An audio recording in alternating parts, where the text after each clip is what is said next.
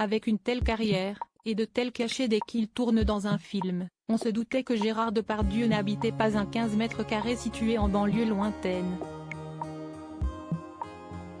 Vous l'ignoriez peut-être, mais le comédien a carrément été propriétaire d'un immense hôtel particulier en plein cœur du 6e arrondissement de Paris, rue du Cherche-Midi, dans le quartier historique de Saint-Germain-des-Prés à côté du jardin du couvent des Petites Sœurs de la Visitation. Difficile de s'y sentir à l'étroit puisque la propriété s'étend sur 1800 mètres carrés environ. Rien que ça.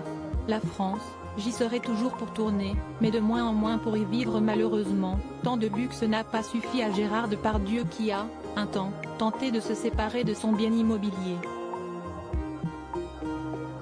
En 2012, alors que le comédien souhaitait s'installer en Belgique, avant même de fondre d'amour pour la Russie et de s'acoquiner avec Vladimir Poutine, il avait confié son hôtel particulier à l'agence immobilière d'Alain Féault,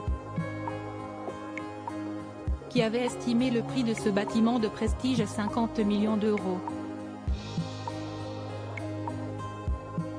La France, j'y serai toujours pour tourner, mais de moins en moins pour y vivre, déclarait l'acteur à qui voulait l'entendre.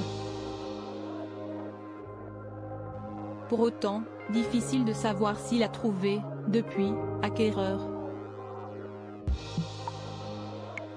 Selon les informations du journal Le Figaro, son hôtel particulier n'a jamais été retiré du marché.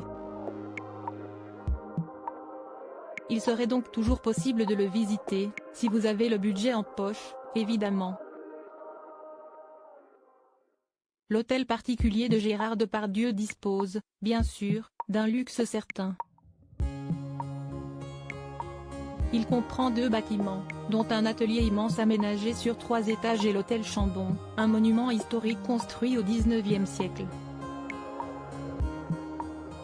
Vivre là-bas, sieste, profiter de jardins suspendus, d'un accès incroyable au toit de Paris, d'une décoration de style parfois empire, parfois art déco, parfois minimaliste.